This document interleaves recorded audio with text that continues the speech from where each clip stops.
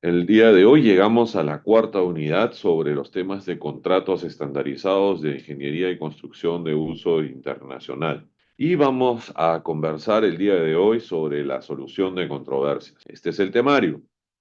En primer lugar, vamos a hablar sobre el estándar utilizado en los modelos de contratos NEC en el Perú y específicamente sobre los dispute boards.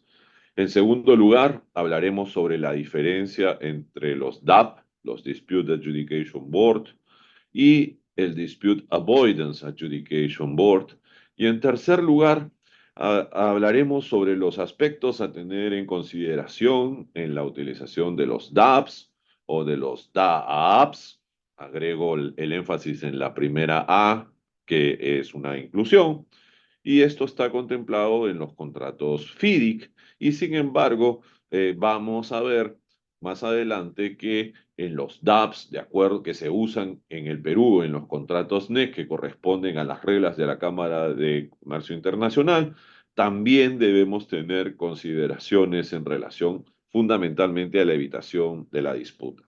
Primer tema, vamos de frente al grano, pero sin embargo, para ir al grano necesitamos entender un poco más la historia de estos conceptos. Luego iremos al concepto en sí para finalmente hablar sobre los tipos de dispute board.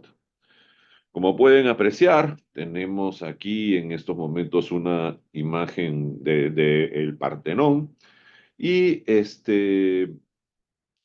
obviamente, esta es una construcción que es una maravilla, que ha sido construida hace más de 2500 años y creo yo es importante mencionarlo por la sencilla razón siguiente. ¿Cómo se resolvían las disputas en construcción en Grecia?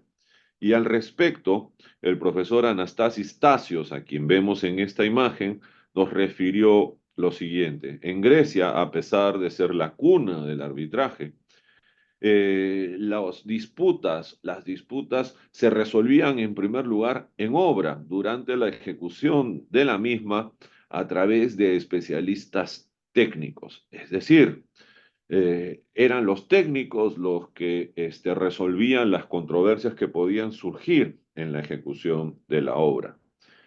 Pero no nos quedemos allí, vengamos al Perú y específicamente a Lima, y como podemos ver, esta es una imagen, un grabado de la Plaza de Armas o la Plaza Mayor en el año de 1680. Más o menos en esta época se realizaron obras referidas a la conducción de agua en esta plaza y fue contratado un alarife. El alarife que fue contratado verificó el estado de la obra y refirió lo siguiente, dijo que no podía proseguir con la obra porque él había sido contratado para reparar y los daños eran de tal magnitud que no se debía reparar, sino que se debía rehacer el total de la obra, es decir, trabajar en la conducción del agua a través de una nueva obra. Este planteamiento de ese constructor de aquella época fue revisado no por las audiencias, no por los jueces, sino que fue revisado por otros maestros alarifes y fueron ellos los que llegaron a la conclusión que el constructor, el alarife, tenía razón en que el daño era mucho mayor, pero que no era necesario hacer una nueva obra, sino que debían hacerse mayores obras de reparación. Entonces, como puede verse, también en el Perú, ya durante la época de 1600, tampoco para resolver temas de evidente carácter técnico se recurrían a las cortes, sino que eran otros constructores, en este caso maestros alarifes, quienes fundamentalmente y dentro de una comisión resolvieron los temas de ejecución de obra también en Lima, también en el Perú y desde muy antiguo. Entonces, pensemos por favor en cómo deben resolverse las disputas en construcción. Y al respecto, creo yo que de estas dos experiencias compartidas con ustedes, debemos decir, uno, técnicamente, con respeto al contrato, pero además de manera rápida y de manera contemporánea a la ejecución de la obra. No quiero decir, por favor, que los griegos o el Imperio Español tuvo dispute boards, pero sí tuvieron instituciones que se asemejaron a lo que ahora tenemos como dispute board para construcción. Esto es un poco la historia y el desarrollo de cómo se crean modernamente los dispute boards y son creados en los Estados Unidos.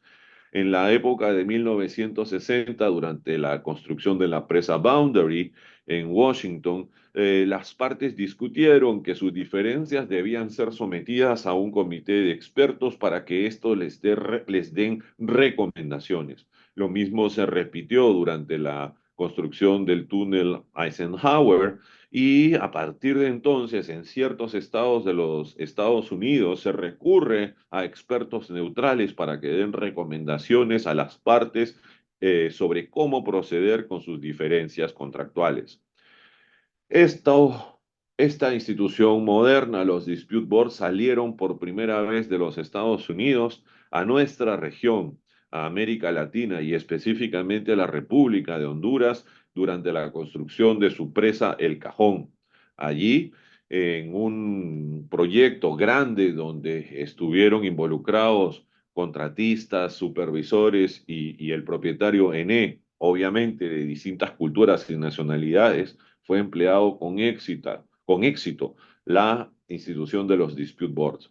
Sin embargo, creemos que el gran salto mundial de los dispute boards se da a partir de los años 90, ya que en primer lugar el Banco Mundial establece que es obligatorio utilizar dispute boards en los proyectos que financia cuando ellos son iguales o mayores a 50 millones de dólares.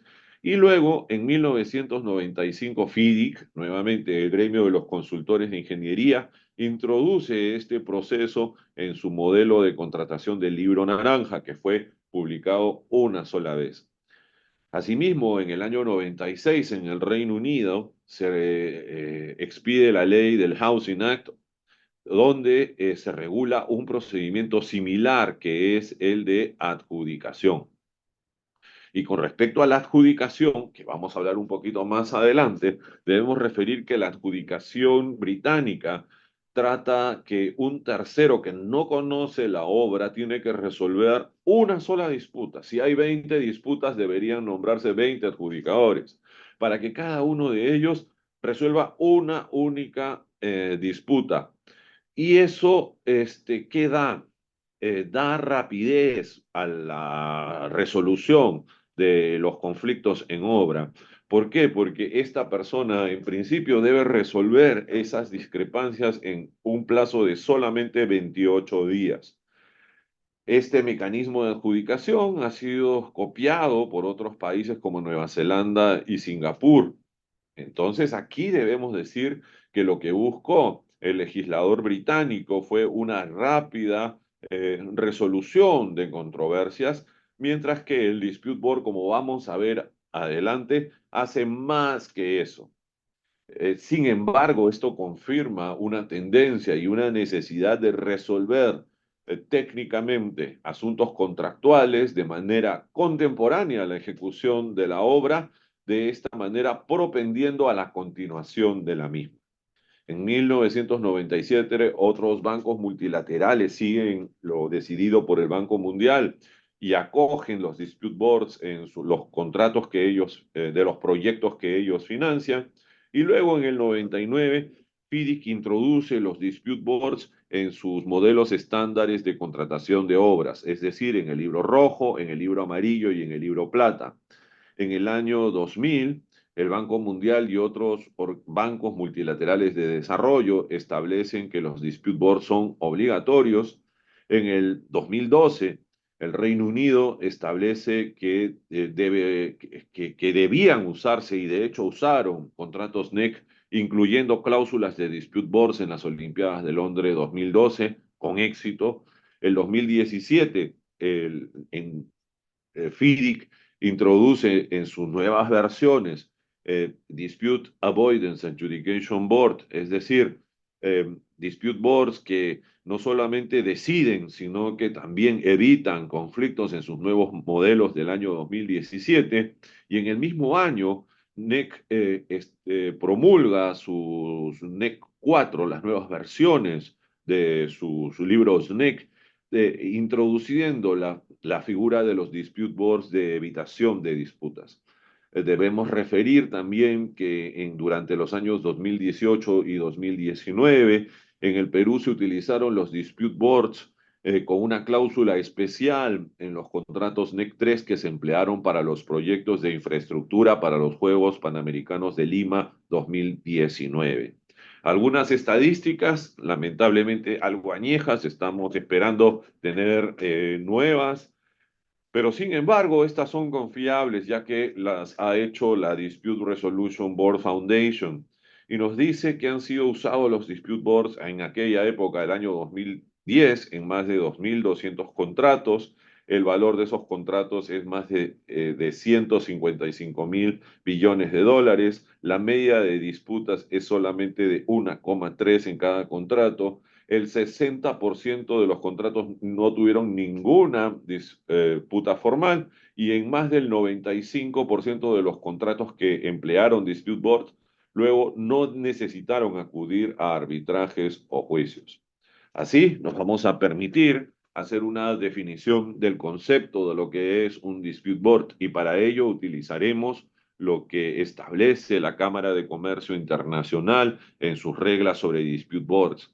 Y para la Cámara, un dispute board es el órgano permanente que típicamente se establece con la firma o al inicio de la ejecución de un contrato a largo plazo para ayudar a las partes a evitar o resolver cualquier desacuerdo o desavenencia que pueda surgir durante la aplicación del contrato.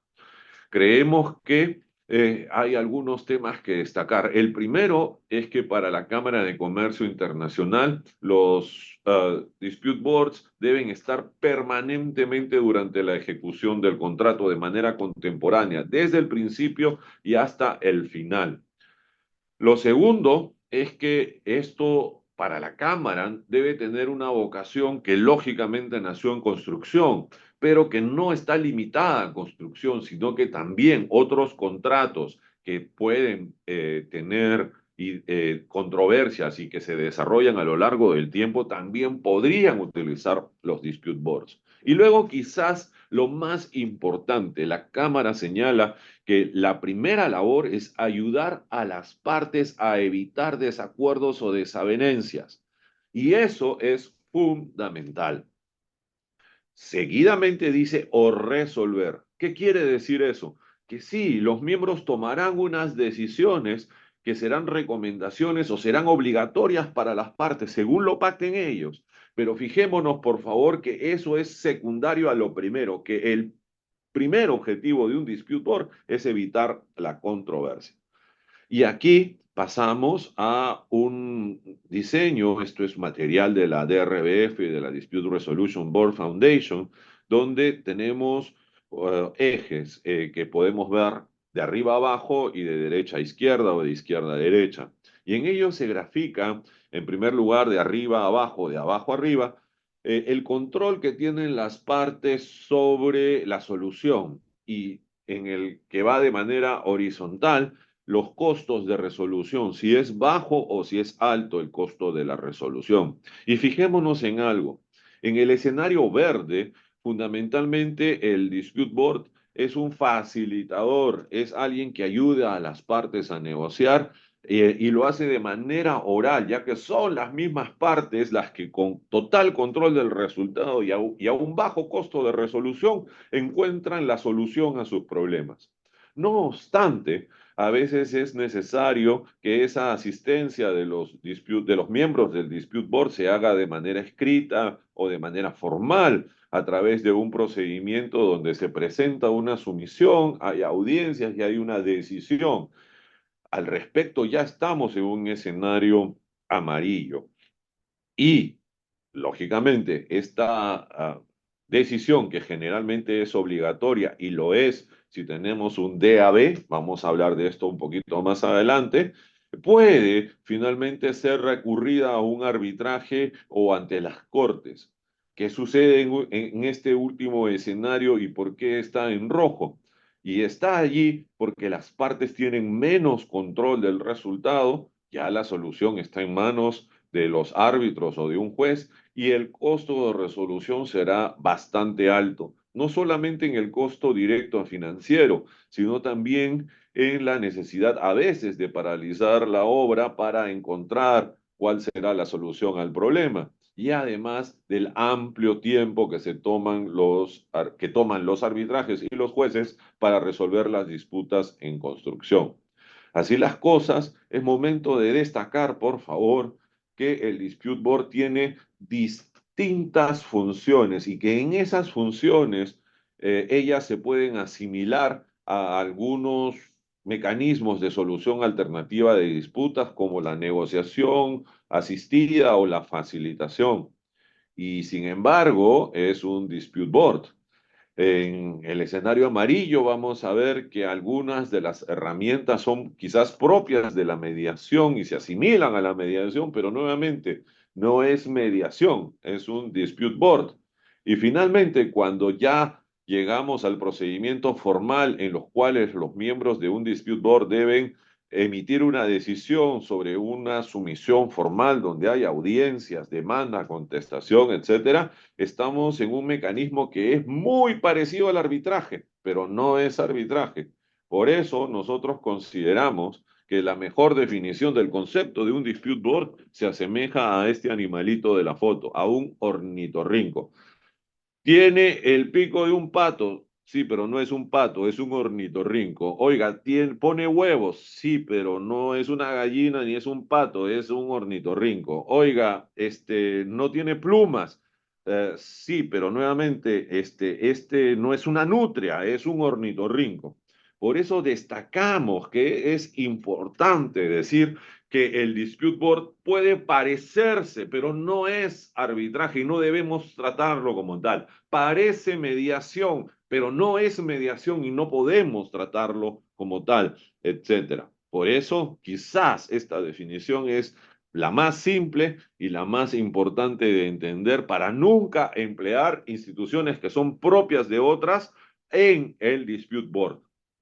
Entonces, ahora pasaremos a hablar sobre el fundamento legal de los dispute boards. Y lo primero es que no es una jurisdicción. La palabra jurisdicción que está puesta en esta diapositiva se toma del inglés. Realmente estamos hablando de una competencia contractual porque surge del acuerdo de las partes. Como sabemos, no se puede llamar a una decisión contractual como jurisdicción en el Perú, pero tomamos y dejamos el nombre para que de esta manera se pueda entender cualquier investigación que se haga al respecto. ¿Por qué? Porque fundamentalmente, una vez más, la doctrina está escrita en inglés y ellos utilizan esa palabra y nosotros aclaramos que no es válida en nuestro sistema. Además, normalmente no hay una base legal como ocurre en el arbitraje. Normalmente es absolutamente contractual. No obstante, también ha sido recogida en el Perú en la ley de contrataciones. Y el día de hoy no estamos hablando de una adjudicación legal, que es la que me referí sobre el Reino Unido. Lo que estamos hablando acá es de dispute board fundamentalmente contractual, aquella que está recogida en los libros NEC y en los libros FIDIC y en el reglamento de la Cámara de Comercio Internacional, que nace del pacto y como pacto debe ser cumplido.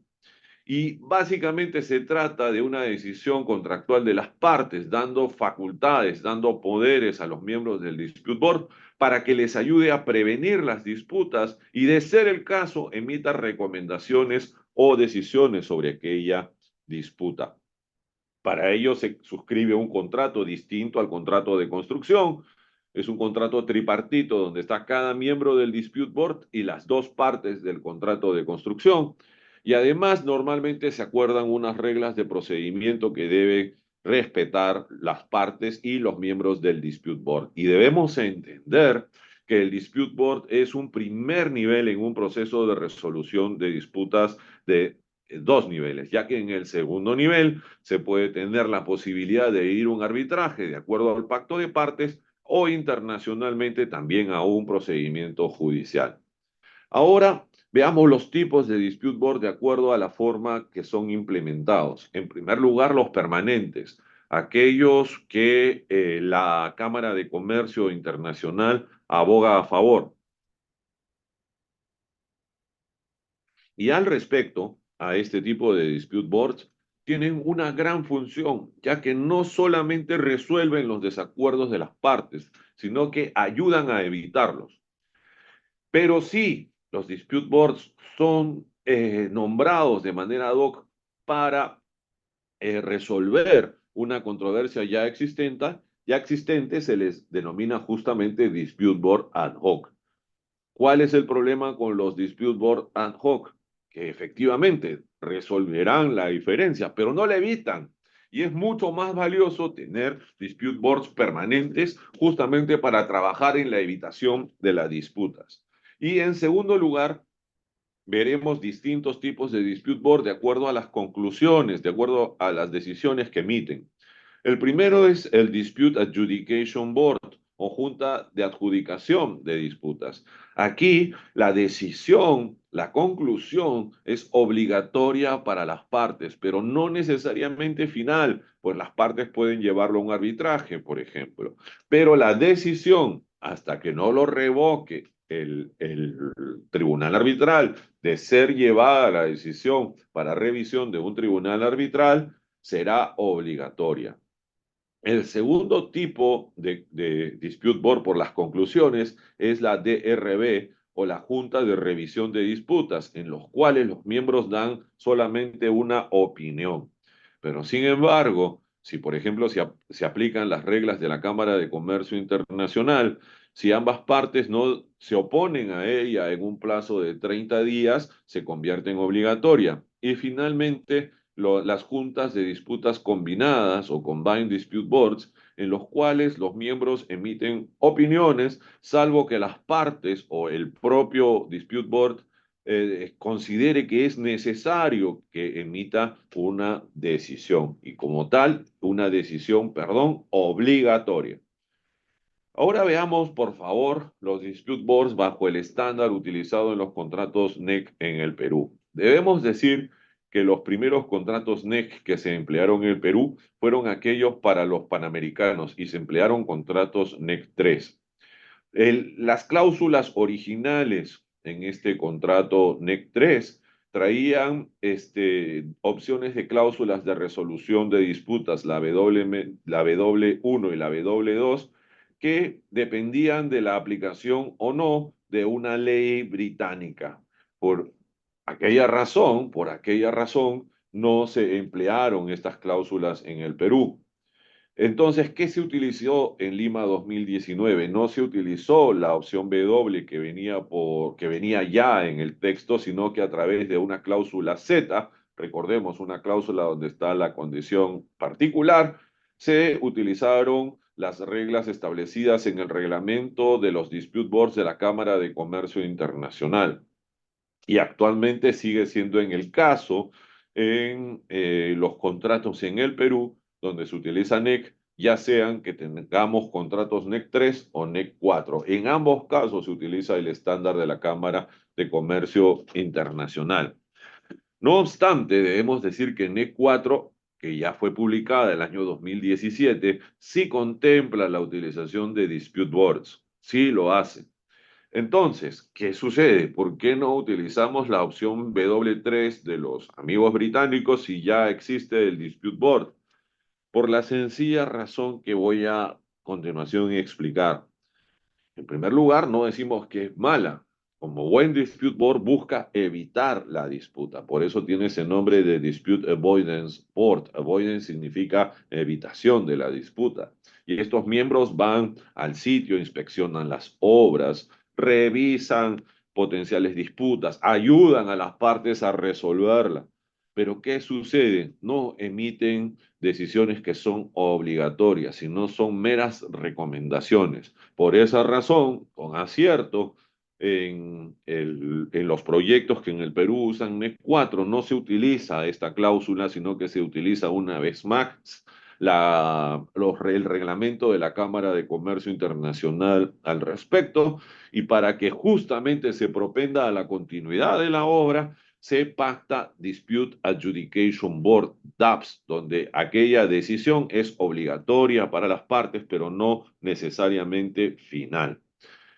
Entonces, en NEC 4 se emiten recomendaciones, es similar a un DRB, a un Dispute Review Board, y nuevamente lo que más se utiliza en el Perú en estos momentos es NEC 3, hay algunos NEC 4, y en ambos casos utilizando el reglamento de la Cámara de Comercio Internacional bajo la modalidad de DAB, con lo cual las decisiones son obligatorias, mas no necesariamente finales, porque podrían irse a arbitraje.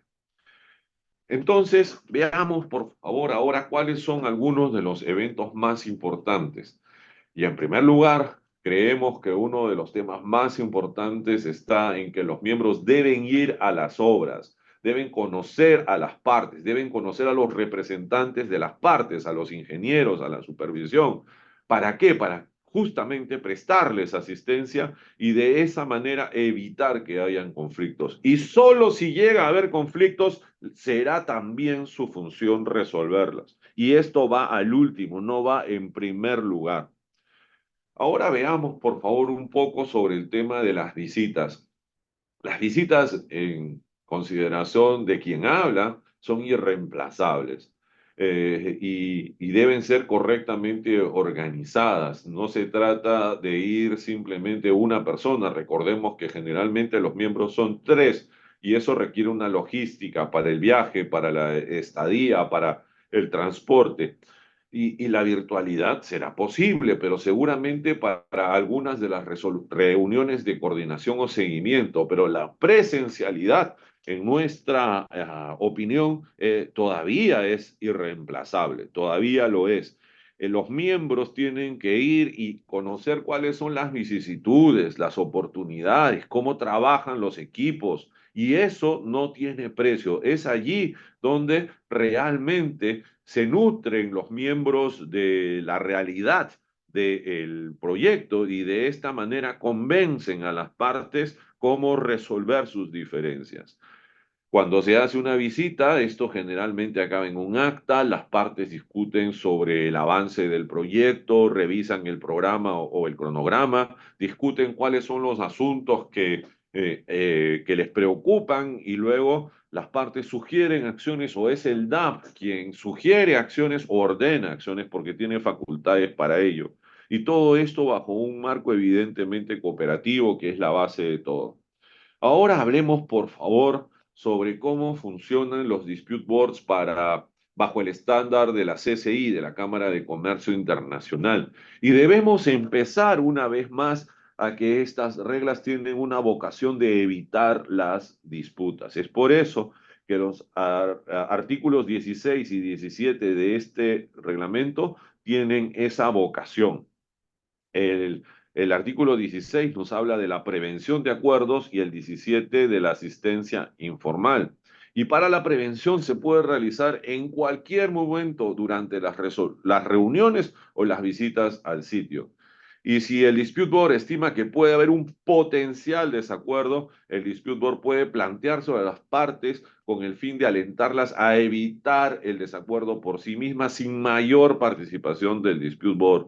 Miren, por favor, que los miembros tienen que ser expertos, que han sido mutuamente aceptados por las partes. Estas personas, por eso se les da esta autoridad de invitar a las partes a evitar el desacuerdo. En el artículo 17 tenemos una asistencia informal, donde ya es por iniciativa propia o a petición de una de las partes, y siempre con el acuerdo de todas, que de manera informal se pueda ayudar a las partes a resolver esos desacuerdos. Y esa asistencia informal puede prestarse en cualquier reunión o visita al sitio nuevamente. En relación a la resolución de conflictos, debemos decir que esto es una etapa posterior. ¿Y qué resuelven los miembros? Resuelven desavenencias. que es el nombre que le pone el reglamento a las disputas que han sido referidas por las partes para decisión del dispute board. Y esta decisión, una vez más, es obligatoria. Ya existe un procedimiento formal donde se van los miembros al sitio, lo visitan para ver cuál es el asunto, existen audiencias y formalmente se emite una decisión, normalmente en un plazo de 90 días. Ahora hablemos, por favor, sobre la diferencia entre la DAB, Dispute Adjudication Board, y la DAAB.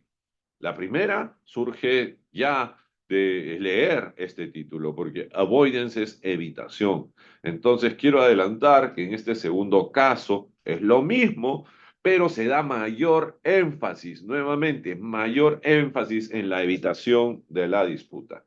Como surgen en 1999, ya lo dijimos, FIDIC emite sus libros plata, amarillo y rojo en versión 99 e incluyen el Dispute Board. Para FIDIC era importante tener el Dispute Board de manera permanente en el libro rojo y ad hoc en el amarillo y el plata. Sin embargo, luego FIDIC reacciona y dice, no, es mejor tener un DAB permanente en todos los casos. Y esto ya está establecido en el 2017. Pero al establecer ello, por la experiencia de más de 18 años de empleo de los Dispute Board, FIDIC dice lo siguiente, no solo debe ser permanente, cambiémosle el nombre para destacar, para enfatizar que lo primero es evitar la disputa y por eso incluye la palabra evitación, que en inglés es avoidance. Y como esa palabra tiene una A, se convierte ya no en DAP, sino en DAAP. DAP.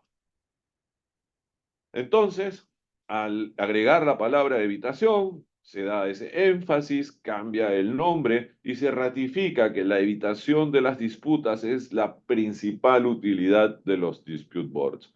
Y eso va muy en línea con lo que está establecido en los artículos 16 y 17 de la Cámara de Comercio Internacional que vimos anteriormente. Entonces, ¿cómo se evita la disputa? Previniéndolas, previniéndolas y previniéndolas. En segundo lugar, en el caso del dispute board bajo el reglamento de la Cámara de Comercio Internacional, esto forma parte de los ya antes referidos y compartidos artículos 16 y 17 de aquel reglamento. FIDIC tiene su propio reglamento que es básicamente contractual con un anexo procedimental. En cambio, la cláusula CCI tiene también su propio reglamento y su propio pacto. Pero queremos destacar que en ambos casos los reglamentos y las cláusulas de FIDIC nos llevan fundamentalmente a prevenir las disputas, a hacer que sea posible que las partes soliciten asistencia y discutan informalmente sobre problemas o desacuerdos. Es decir, de manera temprana, no cuando ya existe necesariamente una desavenencia o una disputa. Tanto el DAB de FIDIC como el DAB de la Cámara de Comercio Internacional resaltan y coinciden en la importancia de la prevención de las disputas. ¿Y por qué no decirlo? Decir que la primera obligación o la primera función de los dispute board está en evitar las disputas y secundariamente en resolverlas. Ahora hablemos algunas sobre los plazos o en general sobre la función de presentar las disputas para resolución, es decir, no se pudo evitar la disputa. En este caso, en FIDIC 2017 con su DAAB, nos dice que el nombre de la disputa se denomina referencia de la disputa al DAP. Y debemos enfatizar, por favor, que debemos recordar que la disputa en FIDIC surge cuando ya se emitió una notificación de desacuerdo con una decisión que ha sido emitida por el ingeniero. Y en el libro plata, por el contratante. Entonces, en esos casos hay un plazo de 42 días para avisarle que hay un desacuerdo a lo emitido por el ingeniero y en ese momento el contratista está obligado a ir a un dispute board y eso está regulado en la subcláusula 21.4 de estos modelos de contrato. En el caso de la Cámara de Comercio Internacional, la disputa se llama desaveniencia, desaveniencia. Y allí hay el nombre formal del proceso es sumisión formal para una conclusión. Está regulado en el artículo 18 del reglamento de la Cámara de Comercio Internacional y no hay plazos para presentar una sumisión formal. Con respecto a la emisión de la decisión y la notificación de un eventual desacuerdo con la decisión, en primer lugar vamos a FIDIC. Veamos qué plazo tiene el Dispute Board para emitir su decisión y ese plazo es de 84 días después de recibir la solicitud. Este plazo se puede extender por este acuerdo de las partes y los miembros del DAP y de acuerdo a la naturaleza de las controversias que se someten al Dispute Board. En el caso de la Cámara de Comercio Internacional, el plazo para emitir una conclusión o decisión, si tenemos un DAP, es de 90 días siguientes a la fecha de inicio, que es la fecha de presentación de la demanda, de la sumisión formal. Y en ambos casos, la decisión será obligatoria para ambas partes, se debe cumplir inmediatamente, sin perjuicio de que alguna de las partes tenga la opción de notificar su desacuerdo con la decisión y se reserve el derecho de cuestionarlo vía arbitral.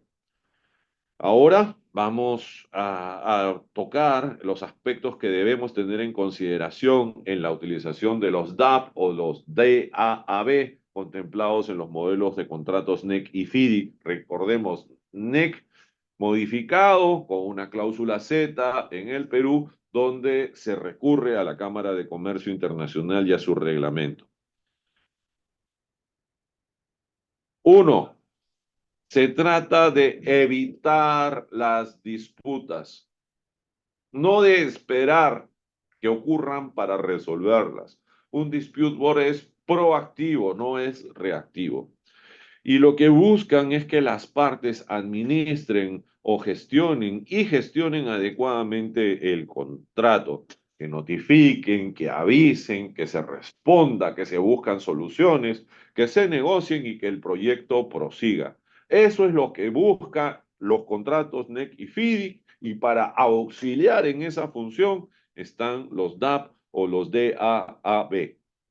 Asimismo, tiene que cumplirse con todos los procedimientos previos, notificaciones, reclamos, etcétera, para acudir al Dispute Board. Especialmente en FIDIC hay casos en los cuales se recurre al Dispute Board y el Dispute Board le debe decir a las partes, un momentito, primero vayan al ingeniero, primero que el contratante decida y luego vienen a mí cuando ya existe una disputa, cuando el contratista generalmente es el que dice no estoy de acuerdo con aquella decisión del ingeniero o del contratante. ¿Qué se hace para poder evitar la disputa, para poder ayudar a que las partes puedan negociar de manera exitosa sus diferencias, priorizándose la continuidad y el éxito del proyecto? Uno, compartiendo información. Y eso es fundamental. No solamente información es que se nos remita una información mensual, quincenal, también podría haber hasta notificaciones, resúmenes semanales o cuando sean necesarias. Y el tipo de información que se comparte con el DAP se discute desde la primera reunión. El tema es tener un seguimiento de lo que realmente está sucediendo en las obras. Para eso, además, tener un programa actualizado es fundamental. Y la mejor información es aquella que finalmente queda en la retina de los miembros del Dispute Board cuando hacen las visitas. Y además, las partes deben entender que el Dispute Board no es un arbitraje o un mini arbitraje hecho fundamentalmente por ingenieros o por abogados de construcción. No, no lo es. Por favor, recordémonos en la figura del ornitorrinco. Si al ornitorrinco lo tratamos como un pato, lo vamos a matar. Lo mismo, no podemos tratar el Dispute Board como un arbitraje o vamos a matar a la institución del Dispute Board. En adición, debemos designar a miembros adecuados con experiencia y conocimiento del Dispute Board de ingeniería y de contratos de ingeniería y construcción. Y con eso estamos cerrando esta unidad. Muchas gracias.